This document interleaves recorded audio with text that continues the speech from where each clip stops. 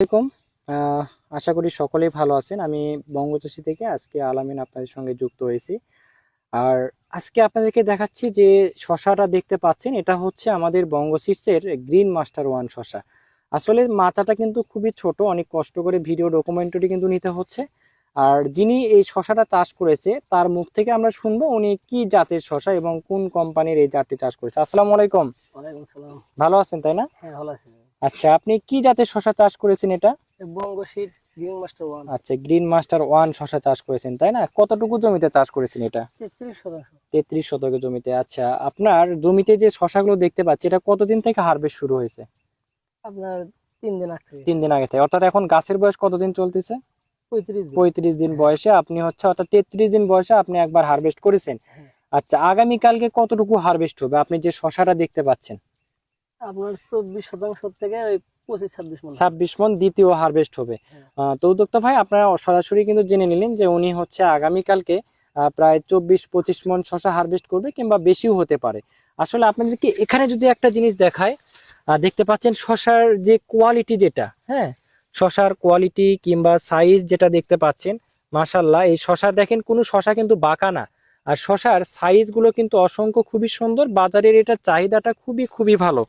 তো বিশেষ করে আমরা যারা এই গ্রিন মাস্টার ওয়ান জাতের শশাটি চাষ করব, তারা কিন্তু অবশ্যই এটা কিন্তু সারা বছর চাষ উপযোগী একটা ফসল, এই বীজটা গ্রিন মাস্টারটা। আর জুন জুলাই ব্যতীত আমরা জুন জুলাই মাসে যেহেতু দিনের দৈর্ঘ্যটা অনেক বেশি থাকে, যার কারণে আমরা জুন জুলাই মাসে একটু স্ত্রী ফুলের সংখ্যা কম আসে, তারপরেও এই জাতটা কিন্তু পর্যাপ্ত পরিমাণে কিন্তু স্ত্রী ফুল পাবেন। তো আচ্ছা, বাজার কত টাকা করে চলতেছে আপনাদের এখানে? বাজার চলতেছে 1400-1500। 1500 টাকা, আগে তো বেশি ছিল কয়েকদিন আগে। 1900-2000 ছিল। আচ্ছা, শশা বাজারে নিয়ে গেলে এটা চাহিদাটা কেমন হয়, যেটা চাহিদা আপনি খুব বলতেন? বেশি। আপনার শসার সাইজ ভালো, সাইজ কালার। ভালো তাই না? আচ্ছা সবুজ আচ্ছা, শসা। সবুজ শসা এবং কালার সাইজ সুন্দর।